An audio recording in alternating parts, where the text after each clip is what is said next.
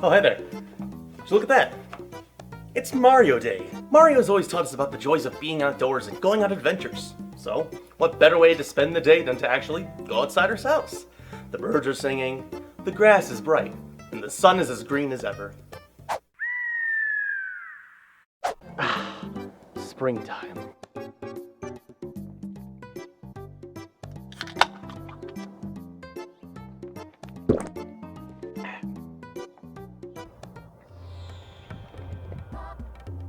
Hey buddy, there's 197 million square miles on Earth. Go photosynthesize somewhere else.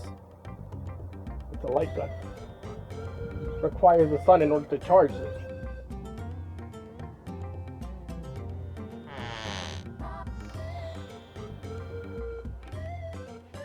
Let's not do that one. Super Mario World. But I've played this one before. Okay. Jeez, get up. Straining over this.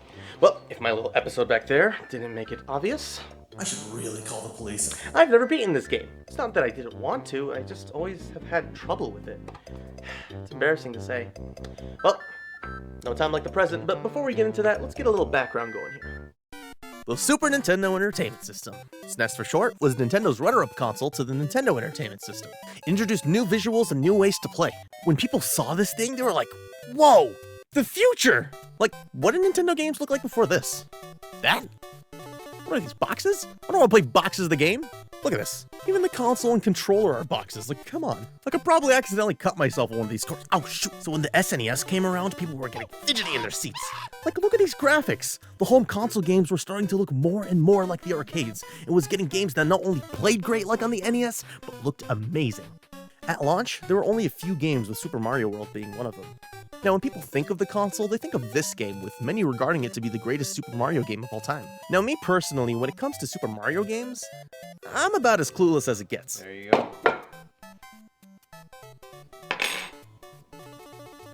Where's the funny blue man? You've had enough funny blue man this week. Let's try something. I want the funny... I didn't own any of the Nintendo consoles growing up, with the exception of some of the handheld devices, but even then, I didn't have any Mario games. I had gotten those handheld devices as gifts, and I was more interested in the Pokemon games and some other games I was more interested in at the time. Mario just didn't really cross my mind. Now, later into my teen years, as I started to use the internet more, I found out about emulation. Back then, I can't really think of any easy way to access Super Nintendo games. Now, in the case of Super Mario World, yeah, there was the Wii Virtual Console and even a Game Boy Advance version that I wasn't aware about until recently, but I didn't have money of my own at the time, so emulation was the best bet for me. Now, I did play Super Mario World for a little bit, but I was more interested about the plethora of video games that were suddenly at my disposal, so unfortunately, I didn't spend much time on it. But because of emulation, I eventually started picking up Nintendo consoles whenever I can find them. I love Mario games. Super Mario Galaxy is one of my favorite games of all time. So, it only feels right if I play through this game and see what all the hubbub was about. I've attempted it several times in the past, but I remember always having difficulty with it. I have this sort of a bad habit of whenever I play a game and I struggle, I get frustrated and move on to another game I'm more comfortable with. Dang it.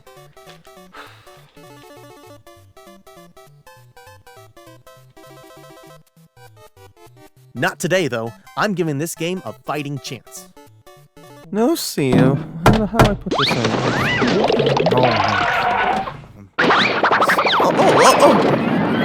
There you go. Okay.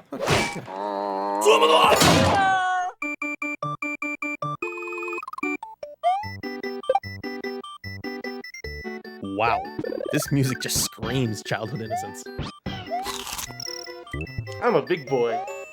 In this game, you play as Mustache McRedman, and it seems like Princess Toadstool and Yoshi are missing. Yoshi left Mario a message saying that he's gone out to rescue his friends, so Mario sets out to go help him, and the game begins. Now, unlike the Sonic games I'm more used to, this game has an overworld screen. It's pretty cool to get a glimpse of what to expect up ahead. In the game, there are 7 main worlds, those being Yoshi's Island, Donut Plains, Vanilla Dome, Twin Bridges, Forest of Illusion, Chocolate Island, and the Valley of Bowser. Yes, I am aware of Star World and Special World, but right now I want to focus on beating the main game, since, you know, Mario's kind of got it out for me at the moment, and I just want to finish the game, for my sake. Yoshi's Island provides a good introduction to how the game mechanics work. Not too many difficult obstacles and nothing too crazy. Except for... Oh! Take cover! Now, seeing that bullet bill for the first time, I kind of had a bit of a panic attack, and all to realized I make things way more complicated than they need to be. Oh. At the end of the world, there are these castles, and Mario faces off against one of the many Koopalings you come across. Once you beat them, you rescue one of Yoshi's friends, who is still unborn? Huh. How do they engage in conversation? There's some, dinosaur logic going on here? Like the TV show Dinosaurs? Jim Henson? You know, that first episode? Earl Sinclair, holds it up to a light? That? I don't know. So Mario rescues them, and... Oh! Jesus, Mario! Did you have to do that? The evil's already been defeated. He's long gone.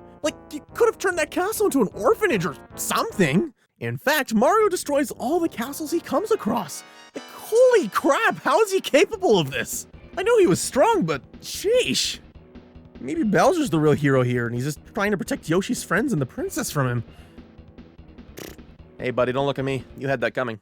Something else that surprised me was, even though a lot of the stages shared the same visual elements, they never got repetitive. And even though the basic rules of mechanics mostly stayed the same throughout the game, there was never a time where it felt like a drag getting to that new stage. For example, a lot of stages looked like this. But I was always excited to get to that level. Never did I feel a dull moment from advancing to a new stage. Each level provided its own unique set of obstacles. True, sometimes the obstacle elements may reoccur from time to time, but never to the point where it becomes a nuisance. The stages themselves do repeat the use of certain visual elements, but considering how many stages there are in this game, I can let it pass. Same with the music. Music's great. They're reused in a way that takes into account the environment around them, so it works flawlessly. There were also these recurring ghost house levels. Every single one I was in felt like I was completely lost. Now, I think that's what the developers were going for, so it works. I'm just surprised I found my way out in the first place. There were these ghost enemies called boos, and they only attack you when you don't look at them. It made the house a little bit more difficult to traverse. I wonder if Casper's uncles live in this house. That would be pretty cool. Another type of level was the water levels. Now, if you've seen my Sonic 1 review, then you know how much I despise these. What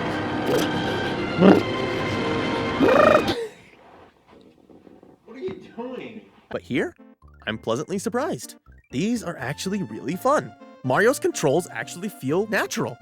It's not like he just came in on a sick day and was like, oh, you know what, I don't feel like swimming, you know. Yeah, John, I don't feel like swimming. Mario also can't drown, so that probably has something to do with it.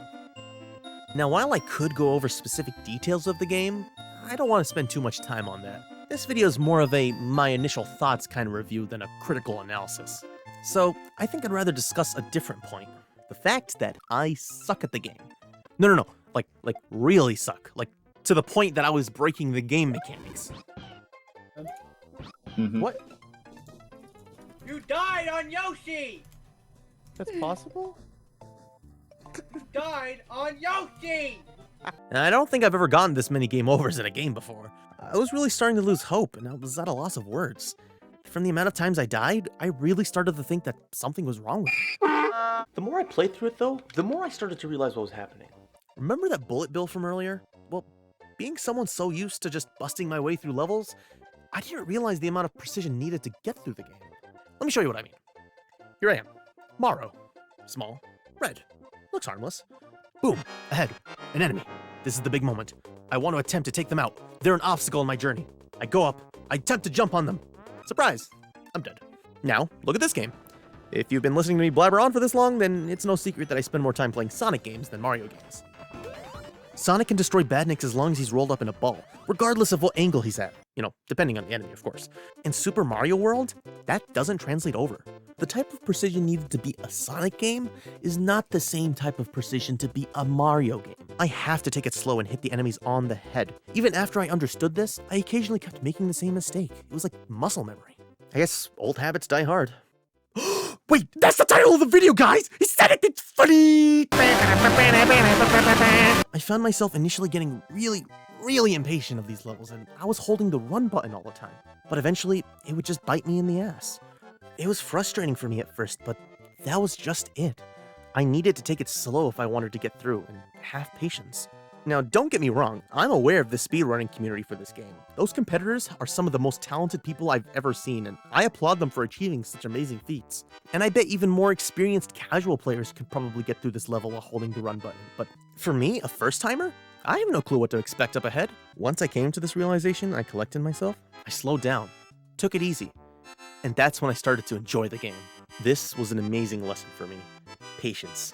Patience is something that I strive for in my actual daily life, and this game helps enforce that. Not to mention that because I slowed down, I was able to appreciate the game better. The visual aspects, the musical elements, the overall game itself, it was just beautiful. I honestly see why people love this game so much, and I think I can honestly call myself a fan now. And with the new lessons I learned, I moseyed myself up right onto Bowser's front door and gave him a piece of my mind.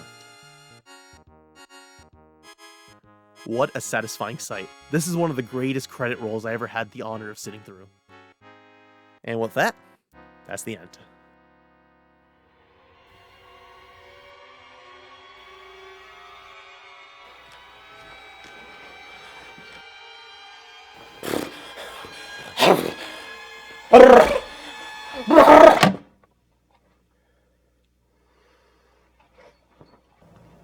Alright, Mario, I beat your game. Oh, maybe I should give him, like, food or something. Wait, what day is it? Oh, guess I was, like, a couple days off. Alright, look, we had a whole ending skit planned out, and I didn't look over the footage, so it ended up looking like butt. Let this be a lesson to you guys to always look over your work before you turn it in. Ah, whatever, roll the credits! Do the Mario, swing your arms from side to side. Come on, it's time to go. Do the Mario, take one step, and then again, let's do the Mario all together now. You got it. It's the Mario. Do the Mario, swing your arms from side to side. Come on, it's time to go. Do the Mario, take one step, and then again, let's do the Mario all together now.